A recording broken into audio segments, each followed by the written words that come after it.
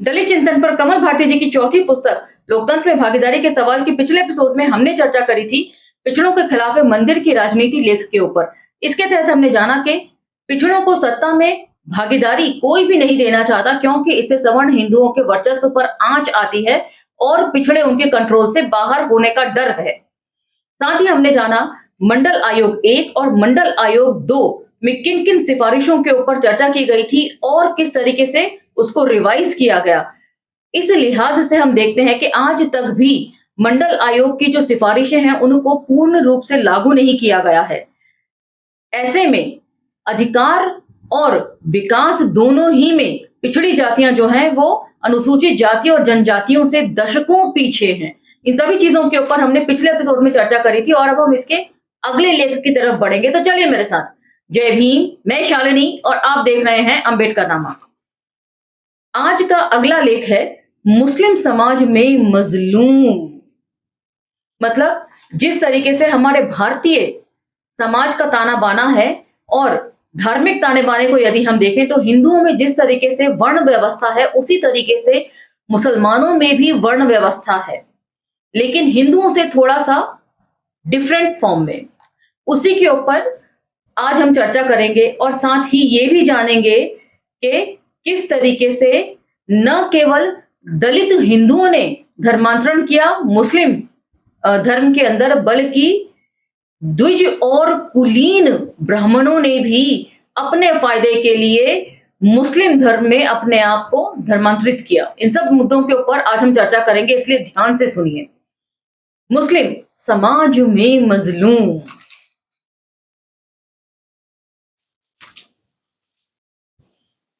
उन्नीस 1901 में बंगाल प्रांत के जनगणना अधीक्षक ने बंगाल के मुसलमानों के विषय में रिपोर्ट दी थी कि उनकी जातियां 4 वर्गों में विभक्त हैं: शेख, सैयद, मुगल और पठान। इसमें से सैयद मुसलमानों के ऊपर हमने राही मासूम रजा जी का आधा गांव पढ़ा था, जो खास तौर से सैयद मुसलमानों पर ही फोकस करता है।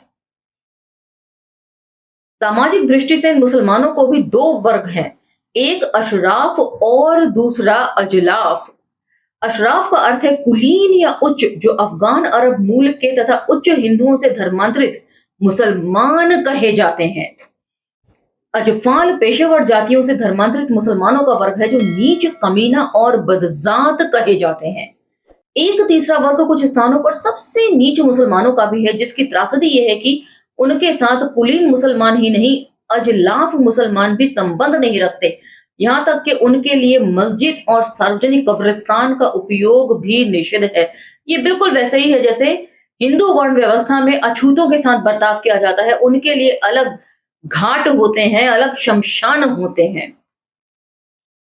बंगाल प्रांत की एक रिपोर्ट उन लोगों के लिए वास्तव में रोचक है और आश्चर्यजनक थी, जो ये मानते थे कि मुस्लिम समाज जातिवाद से ग्रस्त नहीं है।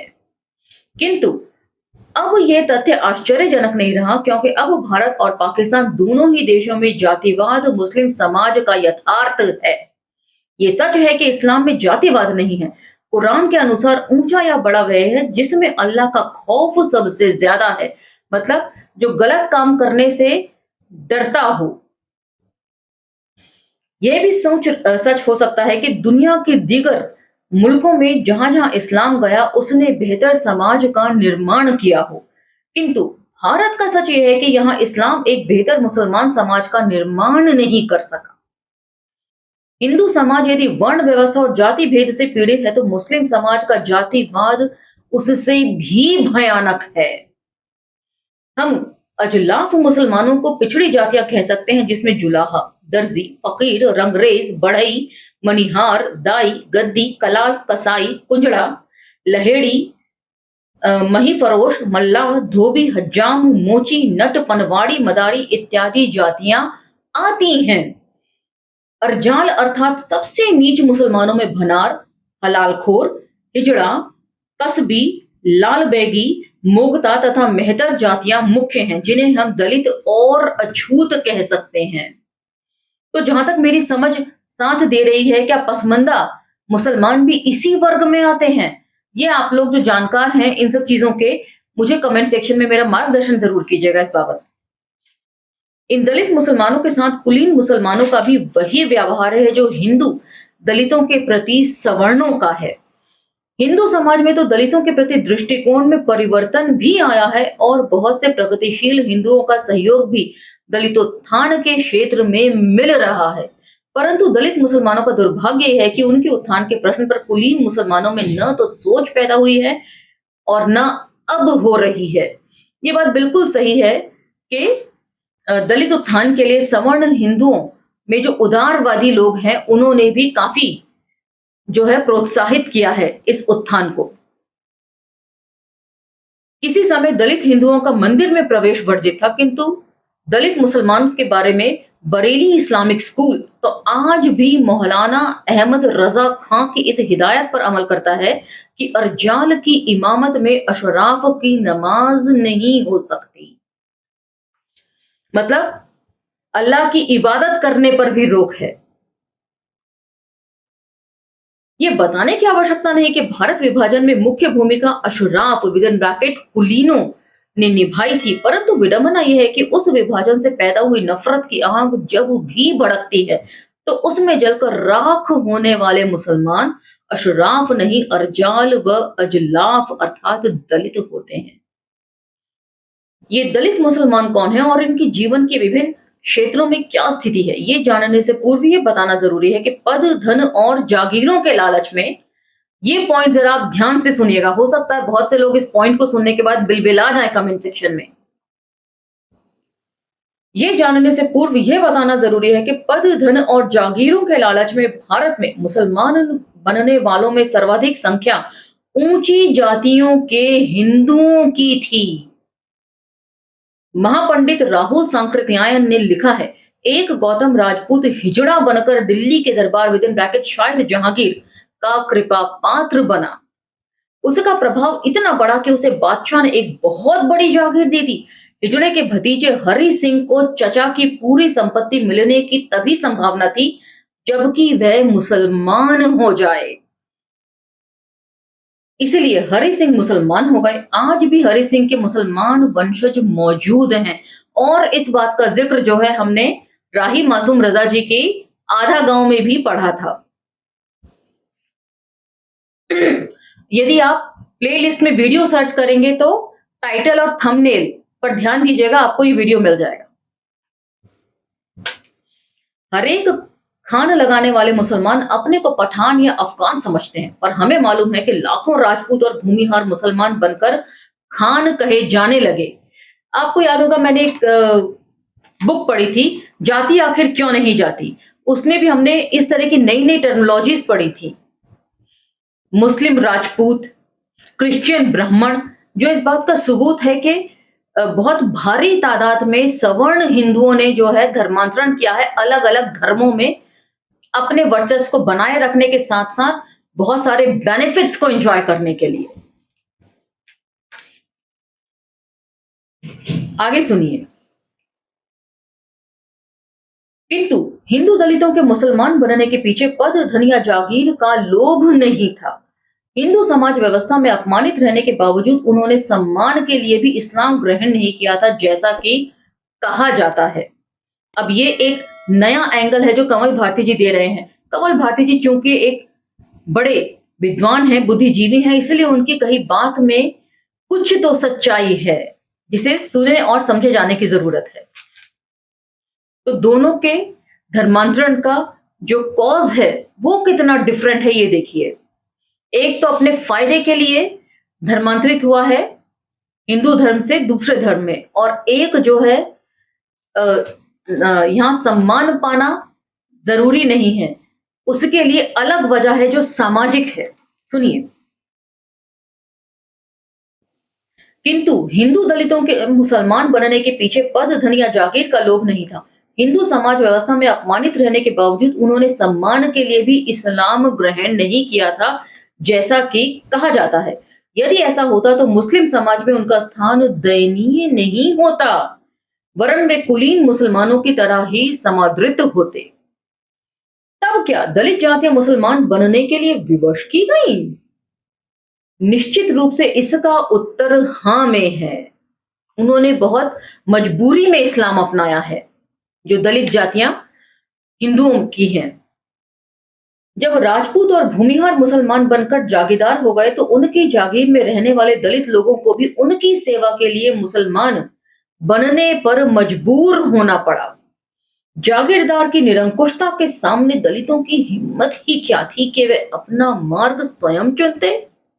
जिन लोगों ने मुसलमान बनने से इनकार किया उनसे मुस्लिम जागीरदारों तथा जमींदारों ने अपनी हवेलियों और बादशाहों के महल में बलपूर्वक गंदा काम किया।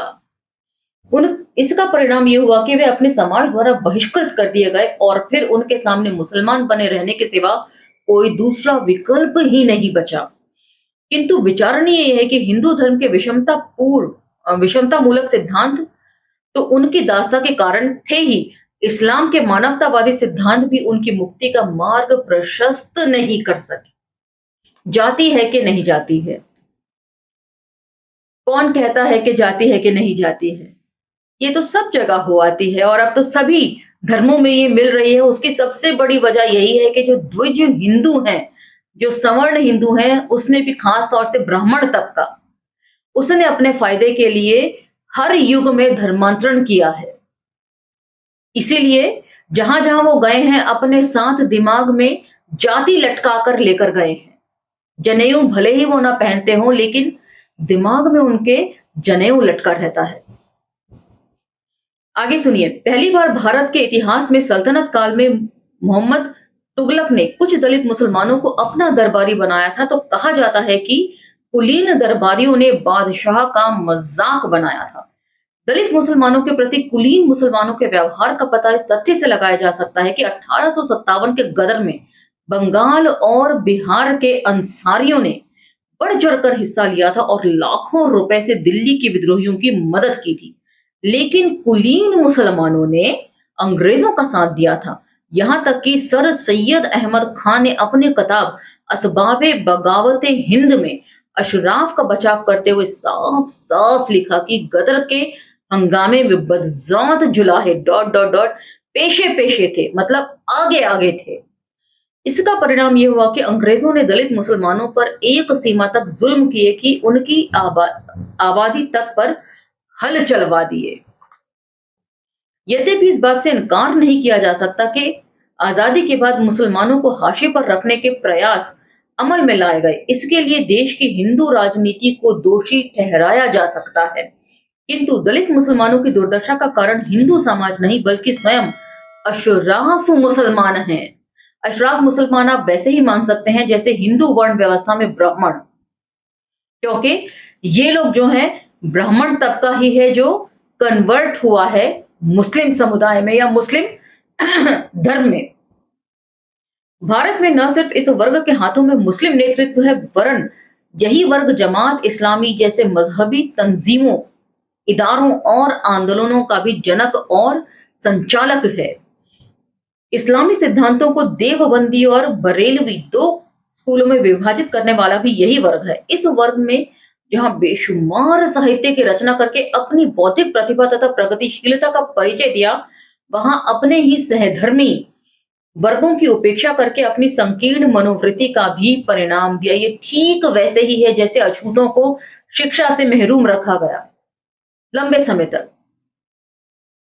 इस्लाम दास्ता का समर्थक नहीं है और संसार भर में देश भी इसके खिलाफ कानून बना चुके हैं, परंतु मुस्लिम सामंतों के यहाँ आज भी दलित मुसलमानों को गुलामी करते देखा जा सकता है। इससे भी अधिक दुर्भाग्यपूर्ण यह है कि मोची, धोबी, हलालखोर, भिश्ती, मेहतर आदि कमीना मुसलमानों के साथ रोटी बेटी का व्यवहार तो दूर, मानवीय संबंध भी कुलीन मुसलमान नहीं रखते। लाल बैगी मुसलमानों को तो काफिर ही समझा जाता है, जिसका कारण यह है कि वे लोग शहनाई बजाने के साथ जोंक से खून चुसवाने का धंधा करते हैं। मुझे याद है जब मैंने अपने मम्मी से सुना है कि जब वो लोग छोटे थे तब गली गली में जोंक लेकर लोग घूमा करते थे कि जिसके भी सिर में दर्द हो तो वहां यहाँ जोंक चिपकाकर वो खून चुसवाया जाता था सिर दर्द से राहत दिलाने के लिए। अब पता नहीं इसमें कितनी सच्चाई है और कितनी नहीं, लेकिन मेरी माँ ने ये देखा है अपनी माँ यानी कि मेरी नानी को ऐसा करते हुए। इन लोगों ने अपने सामाजिक बहिष्कार के खिलाफ वाराणसी की अदालत में मुकदमा दायर किया था, जिसमें दिल्ली के शाही इमाम ने हस्तक्षेप करते हुए फतवा दिया था कि शहनाई बजाना और जोंक चिपकवाना जायज नहीं है। आज लाल बेगियों ने काफी हद तक जोंक से खून निकालने का धंधा खत्म कर दिया है और शहनाई वादन तो संगीत कला के रूप में स्वयं मुसलमानों में ही प्रचलित है, किंतु इसके बावजूद इन दलित विद इन ब्रैकेट अरजाल मुसलमानों के प्रति अस्पृश्यता का व्यवहार यहां तक है कि उनके सदस्यों की मृत्यु होने पर मौलवी और मुल्ला जनाजे की नमाज तक नहीं पढ़ते हैं। तो ये मतलब इतना कट्टरवाद है मुस्लिम धर्म में। हालांकि ये कहना मुनासिब नहीं होगा कि सभी अशराफ मुसलमान संपन्न हैं। भारतीय मुसलमानों का एक बहुत बड़ा हिस्सा गरीबी से पीड़ित है, किंतु इसके बावजूद अशराफ ने तरक्की की है। उनमें शिक्षितों की संख्या बढ़ी है, शासन और प्रशासन में भी उनकी भागीदारी है। इसके विपरीत दलित मुसलमान अशिक्षित हैं, जिनकी न्यूनतम भागीदारी भी सत्ता में नहीं है। अशिक्षा के कारण ये इस्लाम के सम्यक ज्ञान से भी अनभिज्ञ हैं और मुल्ला मौलवियों के धार्मिक शोषण का आसानी से शिकार हो जाते हैं, बिल्कुल वैसे ही जैसे यहाँ पर अछूत जातियां हैं। शिक्षा से उन्हें इस कदर महरूम रखा गया है कि शिक्षा के अभाव में वे लोग अंधविश्वासी हो गए हैं। जमाअत इस्लामी हिंद और दूसरी संस्थाएं जो इस्लामी साहित्य के प्रकाशन में करोड़ों रुपए व्यय करती हैं, इन दलित मुसलमानों, विशेष रूप से मुसल्ली और कमीना लोगों को शिक्षित बनाने तथा उनके सामाजिक उत्थान की दिशा में महत्वपूर्ण भूमिका निभा सकती हैं। ये हकीकत है। पर हकीकत यह है कि इन संस्थाओं में आलिम कुरान अपनी औलादों को तो ऊंची से ऊंची तालीम दिलाते हैं, लेकिन इन दलितों को दीनी तालीम तक ही सीमित रखना चाहते हैं। मतलब जैसे यहाँ के सवर्ण लोग जो है अपने बच्चों को पढ़ने के लिए विदेशों में भेजते हैं, वहां की नागरिकता दिलवाते हैं, लेकिन यहाँ के दलितों और पिछड़ों को जो है वो राम मंदिर या हिंदू राष्ट्र में लगा देते हैं, कांवड़ ढोने में लगा देते हैं। वही सिस्टम जो है मुस्लिम समाज में भी है। भारत की 61% मुस्लिम आबादी गांव में रहती है, जिसमें दलित मुसलमानों की सर्वाधिक संख्या है। ये मुस्लिम आर्थिक रूप से आत्मनिर्भर नहीं वरन दूसरे धनी लोगों के रहमो करम पर अपनी जीविका चलाते हैं। कुछ दस्तकार और अंसारी मुसलमानों को छोड़कर शेष लोगों का कोई स्थायी व्यवसाय नहीं है। वे या तो खेतों में मजदूरी करते हैं या शहरों में जाकर रिक्शा चलाते हैं। उनकी गरीबी का आलम यह है कि उनके घरों के दरवाजों का काम टाट के पर्दे करते हैं। चूल्हा भी उनके यहाँ मुश्किल से ही 2 वक्त जलता है। शिक्षित मुस्लिम परिवारों में पर्दे का रिवाज भले ही धर्म का पर्याय हो, ये पॉइंट जरा ध्यान से समझे जाने की जरूरत है। शिक्षित मुस्लिम परिवारों में पर्दे का रिवाज भले ही धर्म का पर्याय हो, पर उन गरीब मुस्लिम परिवारों की महिलाओं के लिए बुर्का पहनना इसीलिए अनिवार्य है कि वे उसके नीचे अपनी गरीबी को छिपाती हैं। बुर्का पहनना ऊंची जात के मुसलमानों के लिए धर्म की रक्षा हो सकता है, जैसे यहाँ के ब्राह्मणों के लिए धर्म की रक्षा होता है, लेकिन गरीब मुस्लिम औरतों के लिए अपनी गरीबी छुपाने का साधन है। उत्तर प्रदेश के पश्चिमी जनपदों में बीड़ी, पीतल, काष्ठ, सींग, रस्सी, बरक और ताला उद्योगों में लाखों मुसलमान कार्यरत हैं, पर इन उद्योगों के मालिक सवर्ण और अशराफ हैं जो मजदूरों का भरपूर शोषण करते हैं। रामपुर जनपद में यदि मुस्लिम लड़कियां बीड़ियां बनाकर अपना दहेज स्वयं जुटाती हैं, तो 12 साल के बच्चे और 60 साल के बूढ़े भी यहां रिक्शा चलाते आपको मिल जाएंगे। मेरठ, मुरादाबाद, बनारस और आजमगढ़ जिले में जुलाहा आदि मुसलमानों की आर्थिक स्थिति इस मायने में बेहतर कही जा सकती है कि वे उत्पादन से जुड़े हैं, लेकिन उनकी त्रासदी यह है कि जब वे कुछ संपन्नता की ओर बढ़ते हैं तो सांप्रदायिक दंगों में उनके कारोबार तबाह कर दिए जाते हैं और वे वापस फिर उसी स्थिति में पहुंच जाते हैं। तो इस पर आरफा खानम का हाल फिलहाल का ही वीडियो है, द वायर पर उन्होंने बनाया था। छठे चरण के चुनाव जब संपन्न हो गए थे तो उसके बाद उन्होंने बनारस में जाकर बहुत सारे लोगों से मुलाकात करी थी और बुनकर लोगों से भी मुलाकात करी थी। बनारसी साड़ी हम बड़े चाव से पहनते हैं, लेकिन उसके पीछे इनको बनाने वाले जो जुलाहे हैं, जो बुनकर हैं, उनकी क्या हालत है, इसके ऊपर हम विचार नहीं करते। द वायर का ये वीडियो आरफा खानम का, आप उसे देख सकते हैं। ये संतोष की बात है कि कुछ दलित मुस्लिम वर्गों में मुक्ति की चेतना उत्पन्न हुई है। अंसारी और राइन विद इन ब्रैकेट कुंजड़ा जाति के मुसलमान संगठित हुए हैं और अपने समाजों में अशिक्षा तथा उत्पीड़न के खिलाफ संघर्ष कर रहे हैं। कुछ अच्छे राजनीतिज्ञ भी इन वर्गों में पैदा हुए हैं, किंतु विडंबना यह है कि कुलीनवाद से अभिशप्त मुस्लिम नेतृत्व इन राजनीतिज्ञों को स्वीकार नहीं करता है और ये सिर्फ अपने ही वर्गों के क्षेत्रीय नेता बनकर रह जाते हैं। इतना ही नहीं, कटु सत्य यह भी है कि आम चुनावों में जिन क्षेत्रों में दलित मुसलमान प्रत्याशी खड़े होते हैं, वहां कुलीन मुसलमान उन्हें वोट तक नहीं देते। ये बिल्कुल वैसा ही है जहां से यदि किसी संभ्रांत इलाके से कोई दलित उम्मीदवार खड़ा हो जाए तो आप ये मानकर चलिए कि कोई भी सवर्ण उसे वोट नहीं देगा।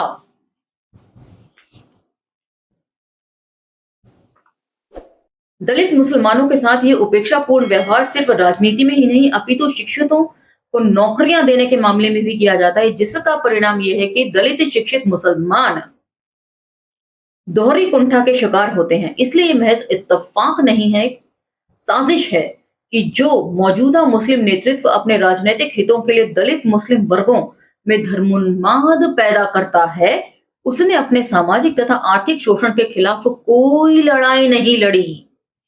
किंतु अब दलित मुसलमानों को भी सोचना होगा कि उन्हें शोषित बनकर रहना है या अपनी मुक्ति प्राप्त करनी है। यदि उनकी आकांक्षा स्वाधीनता की है तो उन्हें कुलीन तथा सामंत मुसलमानों के खिलाफ उसी तरह आवाज उठानी होगी जिस तरह हिंदू दलितों ने सवर्णों के खिलाफ आवाज उठाई और अधिकार प्राप्त किए। अशराफ में भी कोई गांधी पैदा जरूर होगा, पर पहले मजलूम मुसलमानों को कोई अंबेडकर पैदा करना होगा। अंबेडकर का नाम जो है वो मुक्ति से जोड़ा जाता है।